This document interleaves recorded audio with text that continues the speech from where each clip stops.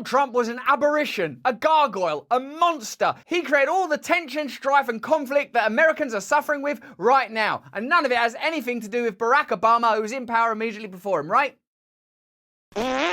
Hello there, you 5.7 million awakening wonders. Thanks for joining us on this voyage towards truth with all of its complexity. A complex idea, for example, being that perhaps Barack Obama and Donald Trump are a kind of hybrid Hydra creature drawn together, some monster of collective power, only separate within the limited semiotics of simple creatures such as we. What I'm basically saying is that this system serves itself, and you should stop looking at these as sort of captains of football teams and start recognizing that they are just semaphores of a corrupt system.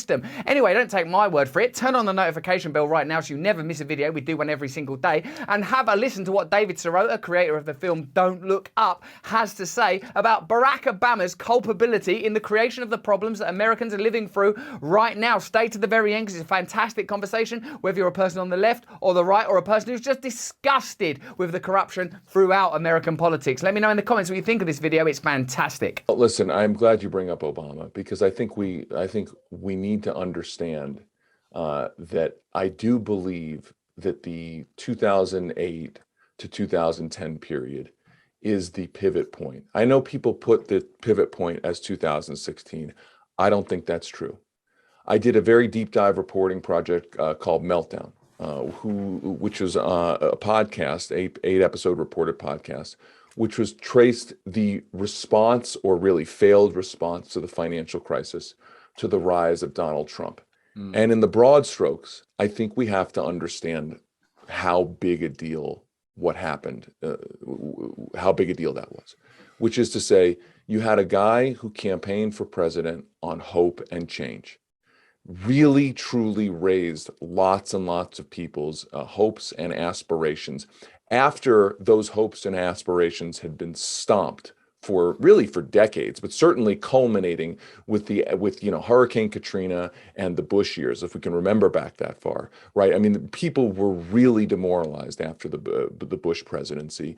The financial crisis happened, so another boot to the face. Barack Obama comes in, campaigns, says, "I'm hope and change," really does campaign on a very populist set of platforms. I mean, by the way, politically speaking, just a complete repudiation of the idea that you cannot campaign on really explicitly progressive campaign themes and not win and win in America. There's this idea, oh, if you campaign is too far left, you can't win in America. I mean, Barack Obama, everyone forgets now. You go back and you read what he was promising Americans back in 2008. I mean, it was basically effectively a New Deal. He comes in, raises expectations, and then he proceeds to spearhead an administration that, if we're being really honest about it, bailed out Wall Street, the people who perpetuated the problem, the crisis, didn't prosecute those people, while 10 million people were thrown out of their homes. And he fortified a private health insurance industry. That was the great achievement, the Affordable Care Act, which, functionally speaking, enriched and fortified the power of the private health insurance industry. By the end of that presidency, 200 plus counties that had voted twice for Obama flipped to Trump.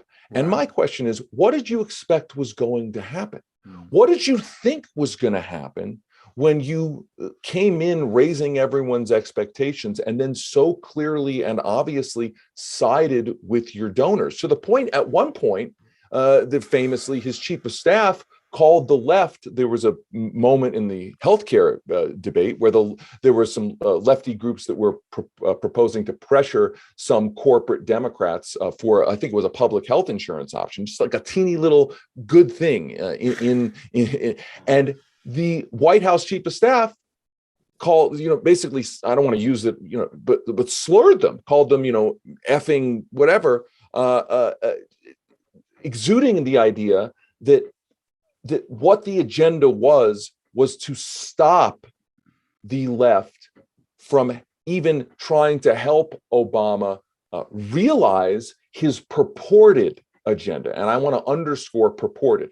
And I think by the end of the presidency, I think a lot of people felt, listen, I was told that I was voting for change in 2008. I was told that there was a charismatic leader who told me that he was going to do X, Y, and Z. And the opposite happened. And now I got another guy coming in saying, look at what just happened.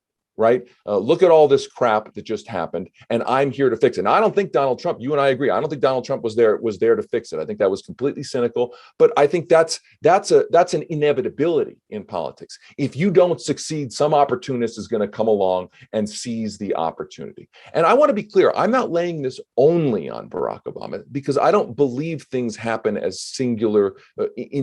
I don't believe in necessarily the great man theory of history. Yeah. But what I'm saying is that you had a Democratic Party, you had a labor movement, you had rank and file Democratic voters, and the institutions of the Democratic Party, advocacy groups, that essentially over a course of 8 years allowed this to happen. Some folks tried, but they weren't powerful enough. And ultimately, that shredded the social contract in America. It said, listen, I know you weren't really believing in government delivering for you in 2008. You came in, George Bush had just stomped everything. The financial crisis is happening. But here's one last chance. Yeah. A guy who's promising real hope and change.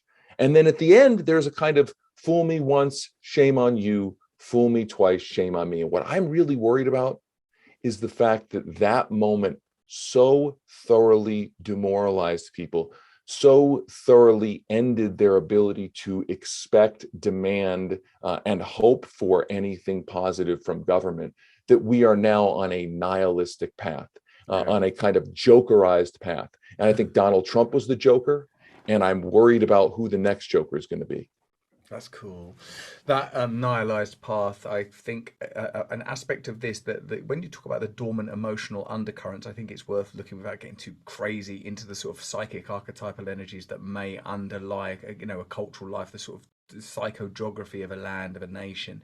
That, how is it that you can harness people's faith and spirit when their cynicism is so legitimate? I mean, the FDR fireside chats, you go back and look at them, and look, he wasn't perfect, right? He did some pretty bad things, the internment camps and the like. I'm not saying FDR was perfect, but FDR would do these fireside chats that were infused with, nothing to fear but fear itself kind of inspiration, while also delivering and showing he was trying to deliver. Even that, I mean, that's the other thing I go back to, man, which is like, the Democrats don't even seem like they want to look like they're trying. I think back to the Supreme Court battles between FDR and the Supreme Court. I think people forget about this.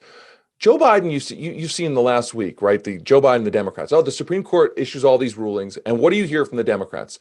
Listen, there's nothing we can do. We can't do anything. You just got to vote in the next election, right? FDR, when the Supreme Court started rejecting the New Deal, right, this very conservative court, he got in their face. He started proposing court packing. He started sending more cases back to the Supreme Court. He created a confrontation. Now, here's what's interesting. In the popular imagination, the history books, that story is told as a losing story. Oh, FDR's court packing plan didn't win. He didn't get the public didn't like it. Congress didn't pass it. But here's what actually happened. The Supreme Court very abruptly started reversing its rulings, its posture against the New Deal as FDR was campaigning for court packing. In other words, the act of trying, the act of pushing, first of all, it showed to the public, hey, at least the guy's trying. He's trying to do something. I may not agree with it. I may not like it. But he's trying to do something. And the court itself was like, okay, we got a real problem here. We got somebody actually challenging our power. And the court actually, under that pressure, started reversing itself. Do I know that that would happen now if Joe Biden or the Democrats were in that same posture against the Supreme Court? I can't guarantee you that would work. But I can tell you it would at least show a party that looks like it's trying. Something better may come out of it than what we're being given right now. But that's not happening. And to my mind, that's the ethos that has been lost. When Obama sided with to go back to that, with the banks right after campaigning, and while people were getting foreclosed on, it was like, not only are you not doing the right policy, and we can debate whether the bailout should they nationalize or whatever, but not only are you doing imagine the experience of a regular person in that, right? You're sitting in Florida, your house is getting foreclosed, you got a knock on the door, somebody's coming to foreclose on you, you look on your television, Barack Obama is saying hope and change, standing next to bankers that he's giving, a trillion to $13 trillion in quantitative easing, you're getting foreclosed on, like, how can you ever hope again? You're seeing the opposite of what somebody in that situation saw with FDR. Somebody in 1930 was saying, listen, the fascists are telling me in the United States, fascists are telling me they can fix the problem. Okay. But I'm hearing FDR's fireside chat. He's saying, nothing to fear but fear itself. And look at him. He's having like a fight with the Supreme Court. He's like ramming through the New Deal. He's passing Social Security. Even the things that he's not passing, he's like trying, right? Like, okay, listen, I'm not going with the fascists because at least this guy's trying. Fast forward to 2008, 2009, 2010, I'm being told that the hope and change was coming, and I'm seeing bank bailouts and getting foreclosed on. And the fascists are coming to me, Donald Trump's coming to me saying he's the solution to the problem.